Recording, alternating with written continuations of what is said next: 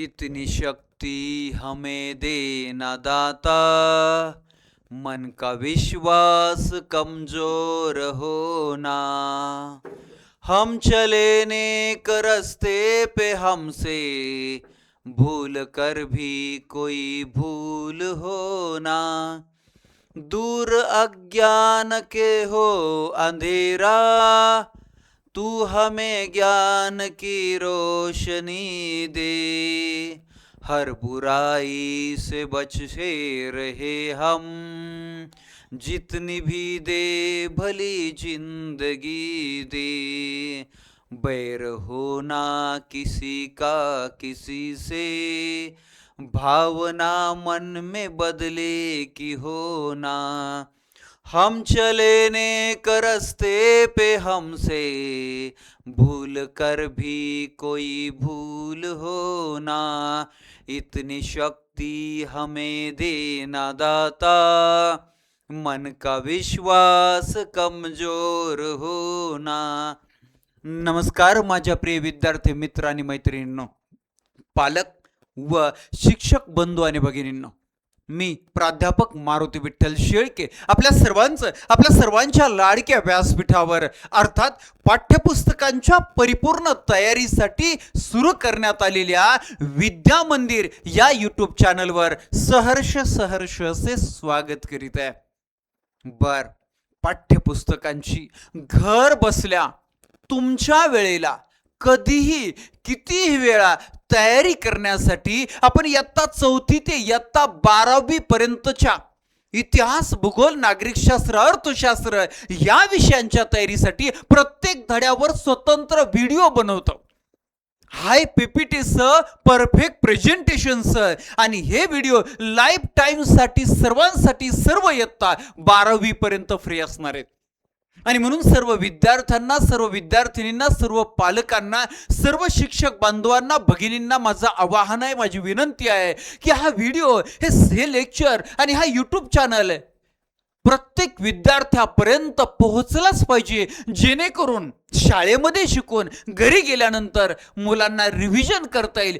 एवढंच नाही तर शाळेमध्ये सुद्धा डिजिटल पॅनलवर, अँड्रॉइड टीव्ही वरती हे व्हिडिओ, हे धडे, हे पाठ पाहता येतील। म्हणून आज आपण इयत्ता 6वी विषय इतिहास व नागरिकशास्त्र आणि या विषयामधील पाठ क्रमांक 2, घटक क्रमांक 2 आपण पाहायला सुरुवात करणार आहोत आणि त्याचं नाव आहे इतिहासाची साधने। आणि आपलं टायटल आहे सर्वोत्तम शिकायचं आणि सर्वोत्तम करिअर बनायचं। चला तर सुरुवात करूया, इतिहासाची साधना।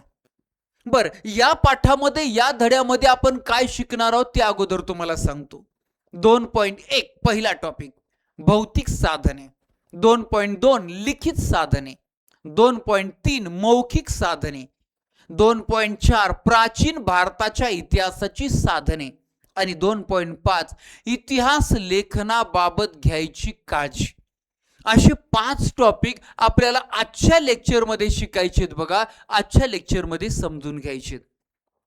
काल आपला विद्यार्थी गण्या भेटला। गण्याला म्हटलं, गण्या मागच्या महिन्यामध्ये तुला 5,000 रुपये दिले होते, 8 दिवसात देतो म्हणला होता, पैसे कुठे? महिना होऊन गेलाय। गण्या म्हणतो, कुठं सर? मला तर आठवत नाही। मग मी गण्याला पैसे देतानाचा व्हिडिओ काढला होता, तो व्हिडिओ दाखवला। बरं, नुसता व्हिडिओ काढला नाही तर मी ते पैसे त्याला ऑनलाईन फोन पे ने ट्रान्सफर केले होते, तो पुरावा मला दिसला। मग काय म्हणतो, हा दिले होते, आठवला। पुराव्याशिवाय खरं मानलं जात नाही, तसा चमत्काराशिवाय नमस्कार नाही। आणि तसाच इतिहास शिकण्यासाठी इतिहासात घडलेल्या, मागच्या भूतकाळामध्ये घडलेल्या घटनांचे पुरावे लागतात। मग ते पुरावे वस्तूच्या रूपात असतील, ते पुरावे पुस्तकाच्या रूपामध्ये असतील, ते पुरावे तोंडी सांगितलेल्या लोककथांच्या, लोकगीतांच्या माध्यमातून असतील। आणि अशा इतिहासातल्या पुराव्यांना काय म्हणतात तर ऐतिहासिक साधने म्हणतात। ऐतिहासिक म्हणजे इतिहासाची साधने म्हणतात। आणि तो टॉपिक आपल्याला पाहायचा आहे, भारतीय इतिहासाची साधने, भूतकाळाचा वेध। मग तुम्हाला तुमच्या पाठ्यपुस्तकामध्ये काही प्रयोग, काही प्रयत्न, काही काम करायला सांगितले. करून पहा. काय? तुमच्या घरात असलेल्या आजी आजोबांच्या काळातील वस्तूंची यादी तयार करायची. काय आहे आजी आजोबांकडे? आजीबाईचा बटवा. मग त्या आजीबाईच्या बटव्यामध्ये वेगळे वेगळे औषधं मिळतील, अजून अनेक अनेक गोष्टी, अगदी आजी आजोबांनी सांगितलेल्या छान छान गोष्टी सुद्धा. आणि दुसरा उपक्रम सांगितलाय, तुमच्या परिसरातील किंवा गावातील एखाद्या जुन्या वास्तूची माहिती गोळा करा. वास्तू म्हणजे काय? तर वास्तू म्हणजे इमारत. वास्तू म्हणजे काय? इमारत. आणि मग पहा, इतिहासाची फक्त इतिहास पुस्तकात नसतो, तर पहा घराघरात तुम्ही आजी आजोबांच्या अशा वस्तू गोळा केल्या तर लक्षात येईल. इकडं समई आहे, इकडं पळी आहे, इकडं हंडी आहे, वाट्या आहे, ताट्या आहे, हे सगळ्या गोष्टी. पहा, एक काळ असं एवढ्या मोठ्या ताटल्यांनी किंवा तांब्यातून माणसं दूध प्यायची. स्टँडर्डिटी आली, ते जुन्या वस्तू गेल्या आणि आता डिश आल्या, छोटे छोटे, नाही तर कप आले एवढी एवढूशे. दूध पेतच नाही, हे चहा पेते, कॉफी पेते, आणि लहानपणीच म्हातारं होते कारण दात पडून जाते. परंतु मग हे अगोदरचे लोक थाळ्यांनी ताटल्यांनी दूध प्यायचे. कशावरून? जुन्या ताटल्या जुन्या थाळ्या दिसतायत ना. असे सगळे पुरावे जे आहेत ते पुरावे आपल्याला इथं समोर दिसत आहे. पहा गावातील इतिहास. मग पहा जुनं कशी इमारत आहे, मग त्यावेळेचा चौक, खिडक्या, खांब कसे भारी, छप्पर, कौले, हे सगळी डिझाईन. अशा प्रकारचा उपक्रम तुम्हाला तुमच्या गावासंदर्भाची माहिती गोळा करायची, तुमच्या आजी आजोबांसंदर्भाची माहिती गोळा करायची. ओके, आता जाऊया आपण पुढे. आपल्या पूर्वजांनी वापरलेल्या अनेक वस्तू आजही अस्तित्वात आहेत. अगदी बरोबर आहे, आजही अस्तित्वात आहेत, हयात आहेत, आणि ते आपल्याला पाहायला मिळतात. त्यांनी कोरून ठेवलेले विविध लेख आपल्याला सापडले आहेत. कोरून ठेवलेले म्हणजे असे दगडानं, लोखंडानं, धातून असे दगडामध्ये वेगवेगळ्या घटकामध्ये कोरलेले आहेत त्यांनी असे. ओके, तर ते आजही उपलब्ध आहेत. लिहिलेले लेख म्हणजे लिहिलेले. या साधनांच्या मदतीने आपल्याला इतिहास कळू शकतो. अगदी बरोबर आहे की आमच्या आजोबांची काठी इतकी मोठी होती, अशी एवढी मोठी काठी होती, अशी चालायचे. मग ती काठी आपल्याला आज दिसते ना, बरोबर आहे की नाही? तर या साधनांच्या मदतीने आपल्याला इतिहास कळू शकतो. कळतंय ना आपल्याला आजोबा कोणत्या प्रकारची काठी वापरत होते. याशिवाय चालीरीती, परंपरा, लोककला, लोकसाहित्य, ऐतिहासिक कागदपत्रे यांच्या आधारे आपल्याला इतिहास कळतो. वेगवेगळ्या प्रकारच्या जुन्या चालीरीती होत्या, परंपरा होत्या, लोककला होत्या, लोकसाहित्य. गावामध्ये सण आला की लेझिम खेळायचे लोक. मग जुन्या लेझिम दिसत आहेत, बरोबर का नाही? पहिलं मग ढोल असायचे, ताशे असायचे, आता डीजे आला. मग पहिले ढोल ताशे आपल्याला पुरावे म्हणून दिसतात. त्यावरून आपल्याला वेगवेगळ्या लोककला, परंपरा हे समजून जात आहे. ओके, याने मग काय पा, या सर्वांना आपण काय म्हणतो? या सर्वांना इतिहासाची साधने म्हणतो, ऐतिहासिक साधने म्हणतो. आणि इतिहासाची साधने पा, ही इतिहासाची साधने 3 प्रकारची असतात. कोणत्या 3 प्रकारची? भौतिक साधने, दुसरं लिखित साधने, आणि तिसरं मौखिक साधने, अशी 3 प्रकारची साधने. आता तुम्हाला माहिती असेल बघा, आठवते का बघा, तुम्हाला सांगता येते का? काय? किल्ले आपण पाहतो ना, छत्रपती शिवाजी महाराजांचे किल्ले, रायगड, राजगड, वेगवेगळे किल्ले. स्तूप. ओके, इतिहासामध्ये वेगवेगळे स्तूप, सांचीच्या स्तूपापासून अनेक स्तूप, या वास्तूंना भौतिक साधने म्हणतात. याशिवाय अजून कोणत्या वास्तूंना भौतिक साधने म्हणतात? तुम्ही सांगा बरं, कशा कशाला भौतिक साधने म्हणतात? आणि मग आपण जाऊया पाहायला आता भौतिक साधने. ओके, आता भौतिक साधने म्हणजे नेमकं काय हे आपण अगोदर कळायला पाहिजे.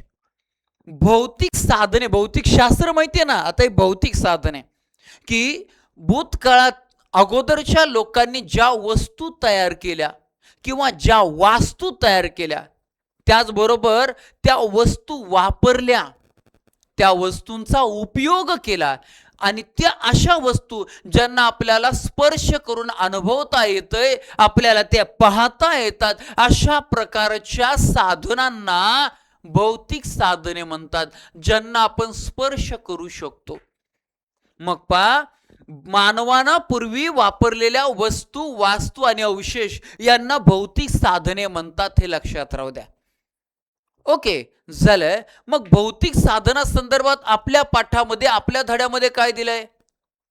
तर भौतिक दैनंदिन जीवनात माणूस विविध प्रकारच्या वस्तू वापरत असतो, अनेक वस्तू. पूर्वीच्या माणसानं वापरलेल्या अनेक वस्तू आज आपल्याला महत्वाची माहिती पुरवू शकतात. मागच्या वस्तू पाहिल्या का आपल्याला त्यावरून अनेक गोष्टी कळतात. पुरातन वस्तू, पुरातन म्हणजे जुन्या, पुरा म्हणजे जुन्या, पुरातन वस्तूमधील खापराच्या तुकड्यांची आकार, रंग, नक्षी यावरून ही भांडी कोणत्या काळातील असावी याचा अंदाज बांधता येतो. याचा अंदाज बांधता येतो बघा, लक्षात राहू द्या. म्हणजे जुन्या काळातले जे मातीचे खापराची जी भांडी होती, मग त्या भांड्यांचा आकार कसा आहे, त्या भांड्यांचा रंग कसा आहे, त्यांची नक्षी, यावरून ही भांडी कोणत्या काळातली, किती वर्षापूर्वीची असेल याचा अंदाज बांधता येतो बघा, याची माहिती घेता येते. दागदागिने आणि इतर वस्तूवरून मानवी समाजाच्या परस्पर संबंधांची माहिती मिळते. दागदागिने बघा, लग्न, वेगवेगळ्या कार्यक्रमामध्ये एकमेकांना दागदागिने दिले जातात, ह्या सगळ्या गोष्टी कळतात ना त्या दागदागिन्यावरून. धान्य, फळांच्या बिया आणि प्राण्यांची हाडे यावरून आहाराची माहिती मिळते. वेगवेगळ्या काळात माणसाने बांधलेल्या घरांचे आणि इमारतीचे अवशेष सापडतात. याशिवाय नाणी, नाणी म्हणजे कॉईन, आपले पैसे असतात ना, ठोकळे, मुद्राही सापडतात. मुद्रा म्हणजे शिक्के, मुद्रा. ओके, या सर्वांच्या सहाय्याने मानवी व्यवहाराची माहिती होते. या सर्व वस्तू आणि वास्तू किंवा त्यांचे अवशेष यांना इतिहासाची भौतिक साधने असे म्हणतात. ओके, पहा मग, हे खापरं, हे धान्य, हे हाडं आहेत बघा, वेगवेगळ्या बिया आहेत, यावरून इतिहासात आहार, त्यावेळेचं जगणं, या सगळ्या गोष्टी कळतात. खापराचा तुकडा, धान्य, फळांच्या बिया, प्राण्यांची हाडे, या सगळ्यावरून. आणि तुम्हाला माहिती आहे का काही गोष्टी? काय, धान्याचे कण फार काळ टिकत नाही, आपल्याला माहिती आहे. त्यांना कीड लागते, सोंडे लागतात आपल्याकडून, सोंडे, किंवा त्यांचा भुगा होतो बघा. अशी कीड लागली की भुगा होतो, भुगा. प्राचीन काळी धान्याचे पीठ करण्याआधी ते धान्य भाजत असत, भाजायच्या अगोदर, आणि मग ते भरडत असत. धान्य भाजताना त्याची काही कण अधिक भाजले गेले किंवा जळले तर ते टाकून दिले जात. जसं आपल्याकडे भाकरी जरा जास्त जळाली, करपली म्हणतो, मग ती काढून काढून टाकली जाते, जळालेली. बरोबर का नाही? असे जळके कण वर्षानुवर्ष टिकून राहतात, ते उत्खननात सापडतात. उत्खनन म्हणजे खोदकाम केलं ना इतिहासाचं संशोधन करत असताना, तर ते सापडतात. त्याची प्रयोगशाळात तपासणी केली असता ते कोणत्या धान्याचे कण आहेत हे ओळखून येते. अशा रीतीने पहा की त्या धान्याच्या कणावरून आपल्याला इतिहासातली माहिती मिळते. याच्यानंतर आता आपण जाऊया, पहा, ह्या भौतिक साधनांचं जे वर्गीकरण आहे ते एकदा समजून घेऊ. भौतिक साधनांचं वर्गीकरण. मग पहा, दैनंदिन वस्तूमध्ये भांडे, दागदागिने असतात बघा, दागदागिने, भांडे. यानंतर वास्तू व वास्तूंचे अवशेष म्हणजे जुन्या इमारती अवशेष बघा, हे अवशेष आपल्याला दिसते. चलन आणि राजचिन्हे, मग नाणी आणि मुद्रा, त्यावरून आपल्याला लक्षात येते की कोणत्या सत्ताधीशाच्या काळामध्ये कोणत्या धातूच्या मुद्रा होत्या, त्यावर काय कोरलं होतं, हे सगळं. मग सोन्याच्या चलन असेल तर मग श्रीमंत सत्ता असू शकते, असे अनेक गोष्टी त्यामधून कळत असतात. ओके, मग पहा, तुम्हाला हेही माहिती असायला पाहिजे काय, मंदिराच्या भिंती, लेण्यांच्या भिंती, शिळा, ताम्रपट, भांडी, कच्च्या विटा, ताडपत्रे, भुर्जपत्रे इत्यादीवर कोरलेल्या लेखांचा समावेश लिखित साधनात होत असतो बघा, लिखित साधनामध्ये होत असतो. ओके, आता लिखित साधने म्हणजे काय, मग ह्या अगोदर पाहू, म्हणजे तुमच्या एकदम क्लिअर कट लक्षात येईल. लिखित साधने, चिन्हांपासून शिलालेखापर्यंतचा प्रवास लिखित साधने. लिखित म्हणजे लिहिलेलं, मला लिखित दे बरं, म्हणजे लिहून दे बरं, बरोबर आहे की नाही? अश्मयुगातील माणसानं त्याच्या जीवनातील अनेक प्रसंग आणि भावना चित्रातून व्यक्त केल्या. चित्रातून का? कारण त्यावेळेस भाषा लिपी नव्हती. तर माणूस भाषा व लिपीपूर्वी विचारांची देवाणघेवाण कशी करायचा? तर चित्रलिपीद्वारे करायचं. आणि म्हणून त्यावेळेस चित्रातून व्यक्त केले. हजारो वर्ष उलटल्यानंतर माणसाला लिहिण्याची कला अवगत झाली बघा. माणूस सुरुवातीला प्रतीके, चिन्हे यांचा वापर नोंदी ठेवण्यासाठी करायचा. पहा, अशा प्रकारचे प्रतीके आणि चिन्हांचा वापर करून नोंदी ठेवल्या जायच्या, माहिती लिहिली जायची त्याच्यामध्ये. त्यापासून लिपीचा विकास होण्यास हजारो वर्ष लिपीचा विकास, भाषेचा विकास इतका सहजासहजी झाले नाही. हजारो वर्षाच्या प्रवासानंतर तो झालाय. मग सुरुवातीच्या काळात खापरे आहे ना मातीची, कच्च्या विटा, झाडांच्या साली, भुर्जपत्रे. आता भुर्ज झाड आहे, झाडाचं नाव आहे, तिकडे काश्मीरकडे आढळतं. आणि त्या भुर्ज झाडाच्या सालीवर लिहिलं जायचं म्हणून भुर्जपत्रे यांसारख्या साहित्याचा लिहिण्यासाठी उपयोग केला जाई. अशा प्रकारच्या साहित्यावरील मजकूर एखाद्या अंकुचीदार साधनाने कोरलेला असे बघा. अशा भुर्जपत्रे वगैरे जे आहे हे भुर्ज झाड आहे आणि त्याच्या सालीवर हे बघा साल दाखवली आणि त्याच्या सालीवर लिहिलं जायचं. हे भुर्ज वृक्षाच्या सालीपासून बनवले जाते, त्यावर प्राचीन काळी लेखन केले जायचे. अशी सगळी गंमत आहे बघा. मग प्रगतलिखित साधनामध्ये ग्रंथ, नाटके व काव्य, प्रवास वर्णन, हे बघा किती छान चित्र दिलेलं आहे. ओके, तर अशा प्रकारच्या साहित्यावरील मजकूर एखाद्या अंकुचीदार साधनाने, अंकुचीदार म्हणजे टोक असेल त्याला, असं अंकुची असेल, टोक असेल, कोरलेला असे. अनुभव व ज्ञान जसजसे वाढत गेले तसतसे त्यानं विविध पद्धतीनं लेखन करण्यास सुरुवात केली. सभोवताली घडलेल्या घटना, दरबारी कामकाजाचे वृत्तांत. आता सभोवताली वेगवेगळ्या गावात, वेगवेगळ्या शहरात ज्या घटना घडतात त्या.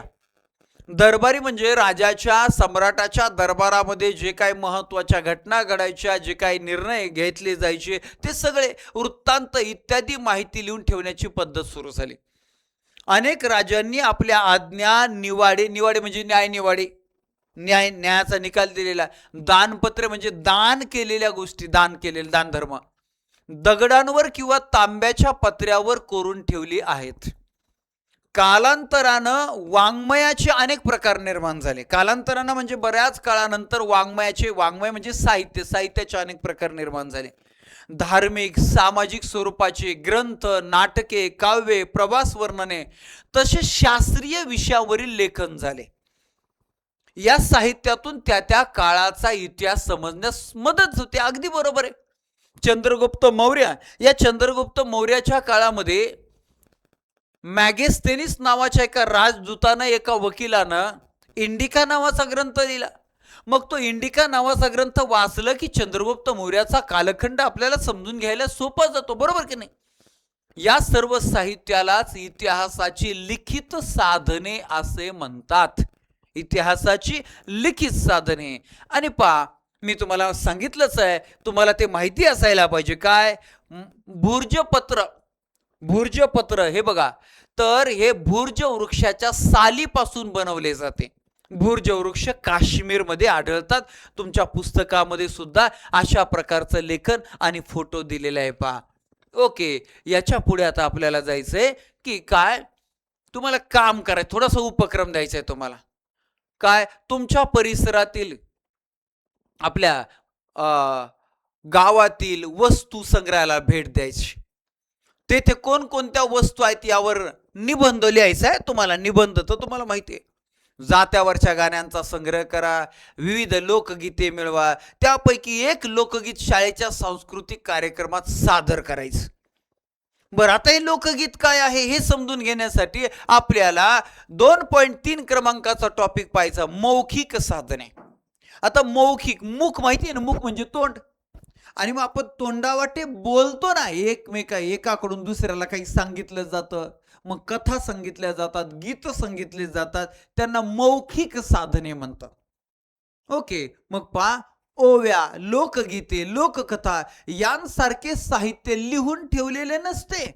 बऱ्याचशा अनेक म्हातारीची गोष्ट, भोपळ्याची म्हातारीची गोष्ट आपल्याला आजोबांनी सांगितली, आजोबांनी त्यांच्या मुलांना, आजोबांनी त्यांच्या नातवंडांकडून परत त्यांच्या मुलांना पुढं, हे काय आहे? मौखिक साधन आहे, बरोबर का नाही?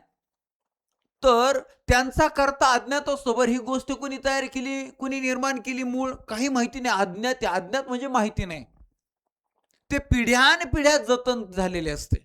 अशा साहित्याला मौखिक परंपरेने जतन झालेले साहित्य म्हणतात. ओके. ओव्या, लोकगीते, लोककला यासारखे बघा, यासारखे लोकसाहित्याचे प्रकार त्यांचा त्यात समावेश होतो. आणि अशा प्रकारच्या साधनांना इतिहासाची मौखिक साधने म्हणतात. मौखिक, एकमेकांना सांगायची. मग जे साहित्य लिहून ठेवलेलं नाही, परंतु पाठांतराच्या माध्यमातून एका पिढीकडून दुसऱ्या पिढीकडे जतन झाली आहे, त्याला मौखिक साधने म्हणतात. किती भारी अर्थ सांगितलाय. ओव्या, लोकगीते, लोककथा हे त्याची उदाहरणं देता येतील. मग आजीबाई छोट्या छोट्या मुलांना, नातवंडांना गोष्टी सांगते आणि अशा गोष्टी ऐकायला शेजारी पाजारची मुलं सुद्धा येऊन बसायची. फार छान छान गोष्टी. आमची आजीबाई गोष्ट सांगायची काय, की एक आजीबाई येऊन गेली आणि ती लहानपणाच मेली. आता काय आम्हाला येड्यात काढती, पण अशा मस्त मस्त गोष्टी असायच्या बघा. इथं बघा, गाणं म्हटलं जातंय, लोकगीत म्हटलं जातंय. अशा प्रकारे ओके. त्याच्या पुढे जाऊन मग आता आपल्या पुस्तकामध्ये ओवी दिली, एक उदाहरणार्थ लोकगीत आपल्या मौखिक साधनाची. पांडुरंग पिता रुक्मिण माझी बया, आषाढ वारीला पुंडलिक आला न्याया. असंच एक लोकगीत सुद्धा आपल्या 6वीच्या पुस्तकात दिले. महानगरी उजनी. उजनी म्हणजे उज्जैन शहर, क्षिप्रा नदीच्या तीरावर असणार उज्जैन. लई पुण्यवान दाने, तेथे नांदत होता राजा, सुखी होती प्रजा, तिन्ही लोकी गाजावाजा, असा उजनीचा इक्राम राजा. इक्राम म्हणजे विक्रमादित्य. त्याची राजधानी उज्जैन होती. आणि मग त्या लोकगीतामध्ये त्या प्रसंगाचं वर्णन आहे बघा. आता तुम्हाला तुमच्या पुस्तकामध्ये ज्या इतिहासाच्या साधनांचं वर्गीकरण दिलंय ते अतिशय छान पद्धतीने समजून घ्यायचे बघा. मग त्या भौतिक साधनामध्ये स्पर्श करता येणाऱ्या वस्तू आणि वास्तू असतात. मग भांडी, नाणी, इमारती, हाडे अशा अनेक आहेत, बरोबर. मग त्याच्यामध्ये तुमच्या पुस्तकातल्या जर सांगायच्या म्हटल्या तर भौतिक साधनामध्ये 2 प्रकारचं वस्तू आणि वास्तू असं वर्गीकरण केलंय. मग वस्तूमध्ये वस्तू गुहाचित्रे आहेत, मातीची भांडी आहेत, मातीची शिल्पे आहेत, मणी आहेत, रत्ने, दागदागिने, दगडी शिल्पे आहेत, धातूच्या वस्तू, नाणी, शस्त्रे. आणि मौखिक भौतिक साधनामध्ये दुसरा जो प्रकार सांगितलाय वास्तू. वास्तू म्हणजे इमारती. मग गुहा आहेत, घरे आहेत, स्तूप आहे, लेणी, मंदिरे, चर्च, मशिदी, स्तंभ इत्यादी. आता लिखित साधन अगोदर इथले सांगतो तुम्हाला, कोरलेले किंवा लिहिलेले पुरावे. मग याच्यामध्ये ताम्रपट. ताम्रपट म्हणजे काय, तांब्याच्या पत्र्यावर कोरून लिहिलेलं त्याला म्हणायचं ताम्रपट. भुर्जपत्र मगाशी सांगितलं. ग्रंथ म्हणजे पुस्तक आहेत बघा. शिलालेख म्हणजे शिला म्हणजे दगड, दगडावर लिहून कोरलेलं शिलालेख. आपल्या पुस्तकामध्ये अजून यादी दिलेली लिखित साधनांची. हडप्पा लिपीतील लेख.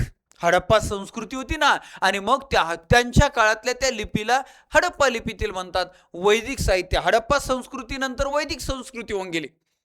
मग वैदिक साहित्य, या वैदिक साहित्यामध्ये मग संहिता, ब्राह्मण्य ग्रंथ, आरण्यके, उपनिषदे. संहितेमध्ये 4 वेद आहेत. ऋग्वेद, सामवेद, यजुर्वेद, अथर्ववेद, महाभारत, रामायण. ब्राह्मण्य ग्रंथ, षडदर्शन, वेदांगे, उपनिषदे हे सगळे वैदिक साहित्य. यानंतर मेसोपोटेमियातील इष्टिकालेख. मेसोपोटेमिया म्हणजे तिकडं तैग्रिस आणि युफ्रेटिस या 2 नद्यांच्या दरम्यानचा भूप्रदेश, त्याचं नाव मेसोपोटेमिया. आणि त्या भागात सापडलेली संस्कृती म्हणजे मेसोपोटेमिया संस्कृती. तिथं जे लेख सापडले ते. त्यानंतर महाभारत, रामायण. वैदिक कालखंडामध्ये संस्कृत मधून महाभारत, ज्या महाभारताचं खरं नाव जयसंहिता होतं किंवा संस्कृत नाव. रामायण ज्याचं संस्कृत नाव चतुर्विशती सहस्री संहिता. आणि आपल्या भारतातल्या सर्वांना रामायण महाभारत आहे. यांच्या हस्तलिखित पोथ्या म्हणायचे जुन्या अशा ग्रंथांना. जैन बौद्ध साहित्य, जैन धर्माचं, बौद्ध धर्माचं साहित्य जे आहे ते साहित्य. ग्रीक इतिहासकारांनी प्रवाशांचे लेखन. आपल्या देशामध्ये ग्रीकांची आक्रमण झाली, ग्रीकांची सत्ता होती. आणि त्यामुळं ग्रीक इतिहासकार सुद्धा आपल्या भारतामध्ये आले होते, ते त्यांनी लिहिलेलं. त्याचबरोबर भारतामध्ये अनेक परकीय प्रवासी आले होते, त्यांनी लेखन केले ते सुद्धा. चीनी प्रवाशांची प्रवास वर्णने, आपल्या शेजारी चीन देश आहे, त्यांच्या देशातले लोक आपल्या देशात येऊन त्यांनी भरपूर वर्णन केलं त्यांच्या प्रवासाचं, त्याला म्हणायचं प्रवास वर्णने.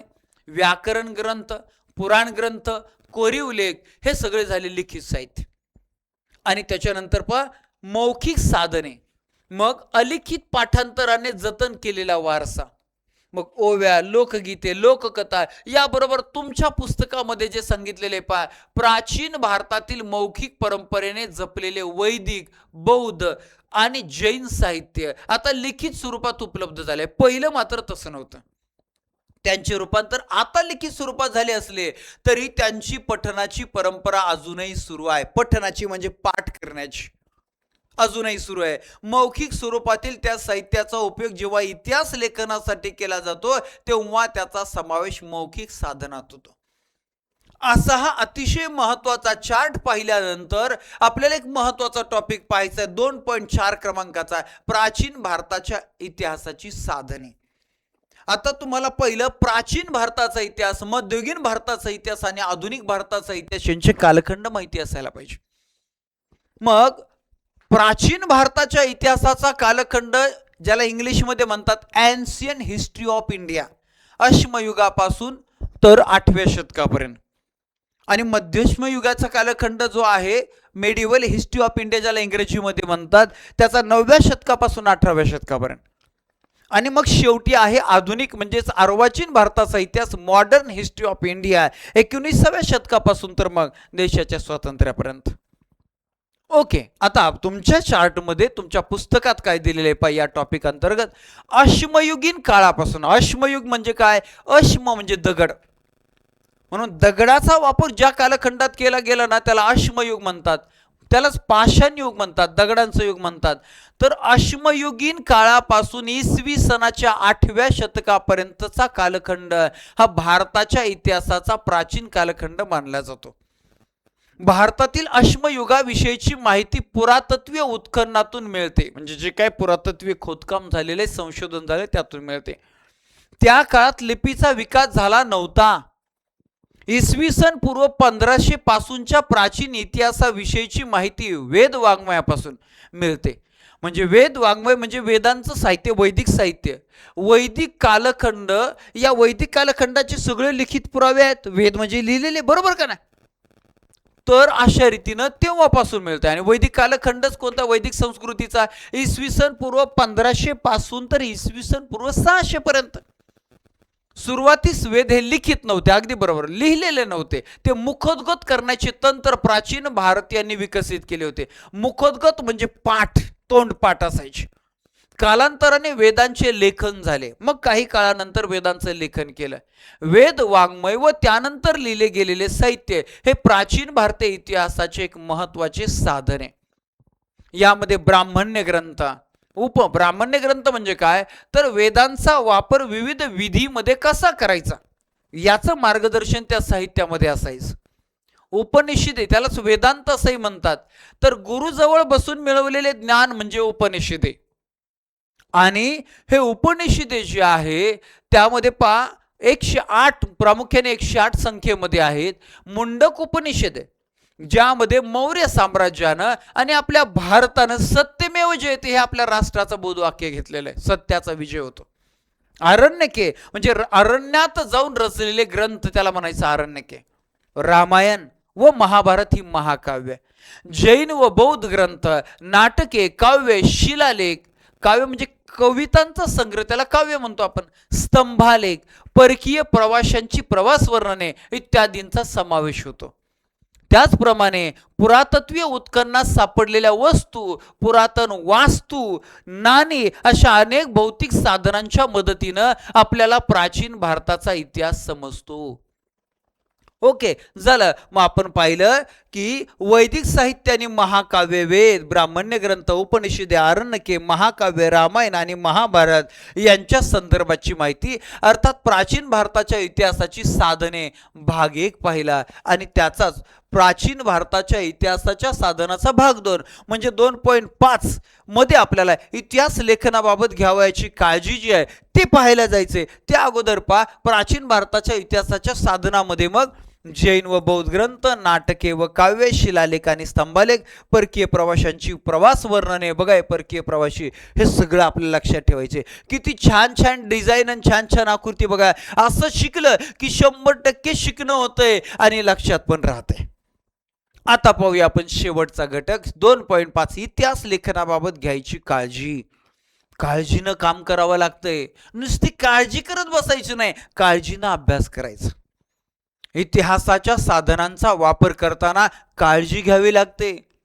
एखादा लिखित पुरावा केवळ जुना आहे म्हणून तो विश्वासार्ह असेलच अशी नाही. म्हणजे एखादा जुनी वस्तू सापडली, जुना एखादा पुरावा सापडला म्हणजे तो विश्वासास पात्र आहे असं नाही. मग तो मजकूर कोणी लिहिला, तो का लिहिला, केव्हा लिहिला याची छाननी म्हणजे तपासणी करावी लागते. विश्वासार्ह ठरलेल्या म्हणजे विश्वासास पात्र ठरलेल्या विविध साधनांच्या आधारे काढलेले निष्कर्ष एकमेकांशी पडताळून पाहावे लागतात, म्हणजे तपासून पाहावे लागतात. इतिहास लेखनात अशा चिकित्सेला म्हणजे अशा तपासणीला, अशा संशोधनाला फार महत्व आहे. ओके, फार महत्व असते. आणि आता तुम्ही काय कराल, तुम्हाला एखादे जुने नाणे सापडले तर तुम्ही काय कराल सांगा? स्वतः जवळच ठेवाल, पालकांना द्याल की वस्तू संग्रहालयात जमा कराल? जर तुम्ही वस्तू संग्रहालयात जमा केलं तर तुम्हाला त्याचा अतिशय म्हणजे इतरांनाही ते संशोधन, त्याची माहिती आणि ते योग्य पद्धतीनं त्याचा अभ्यास होऊन ते जतन केलं जाईल, बघा. आणि म्हणून या सगळ्या गोष्टींसाठी फार अचूक तपासणी केली जाते. इथं गाळणी कशी दाखवली, वेगवेगळे पुरावे दाखवलेत, लिखित, मौखिक, भौतिक, मग कच्ची माहिती, मग कठोर चिकित्सानी पडताळणी, आणि मग त्याच्यातून त्या तपासणीतून आलेला सत्य इतिहास तो खरा मानायचा. मग ते सांगतायत कोणताही लिखित पुरावा केवळ जुना आहे म्हणून तो विश्वासार्ह नसतो. तो कोणी लिहिला, का लिहिला आणि कधी लिहिला याची कठोर पडताळणी करणे अत्यंत आवश्यक असते. म्हणून सत्याची पडताळणी आणि म्हणून निष्कर्ष काय तर अचूक इतिहासाची बांधणी फार महत्वाची. आणि मग त्यामध्ये भौतिक साधने, लिखित साधने, मौखिक साधने या तीनही प्रकारच्या ऐतिहासिक साधनांच्या मधून मग खऱ्या अर्थानं संपूर्ण इतिहास तयार होतो. इतिहासाची अचूक आणि परिपूर्ण बांधणी करण्यासाठी भौतिक, लिखित आणि मौखिक या तिन्ही साधनांचा एकत्रित आणि चिकित्सक अभ्यास करणे आवश्यक असते. या साधनांच्या मदतीनेच आपण भूतकाळातील रहस्यांचा वेध घेऊ शकतो. आणि अशा रीतीनं हा वेध घेण्यासाठी आपण आज इयत्ता 6वी पाठ क्रमांक 2 इतिहासाची साधने हा छान पद्धतीने धडा शिकलेला आहोत. अशाच पद्धतीनं सर्व पाठ, सर्व धडे आपण एकदम भारी पद्धतीनं शिकणार आहोत. फक्त तुम्ही काय करायचं, काळजीपूर्वक हा व्हिडिओ पाहायचा, काळजीपूर्वक पाहायचा. आणि मग पाहिल्यानंतर त्या धड्याच्या खालचे, पाठाच्या खालचे जे प्रश्न आहेत, तो स्वाध्याय ते सोडा, बघा तुम्हाला एकदम सोपे जातील. आणि अजून एक महत्वाचं काम करायचं, आपण हे लाईफ टाइम साठी सगळे धडे आपल्या या YouTube चॅनलवर फ्री देतोय, म्हणून तुम्ही चॅनलला सबस्क्राईब करून ठेवा. हा पाठ कसा वाटला तुम्ही कमेंट्स करून अवश्य कळवा, म्हणजे मला कळेल तुम्हाला कसं वाटतंय. आणि तुमच्या विद्यार्थी मित्रांना, विद्यार्थी मैत्रिणींना, शाळांमध्ये शिक्षकापर्यंत, पालकापर्यंत या व्हिडिओची लिंक शेअर करा, जेणेकरून प्रत्येक वर्गाच्या मुलाला शिकण्यासाठी त्याचा फार फायदा होईल. चला, आजच्या लेक्चरमध्ये इथेच थांबूया. धन्यवाद.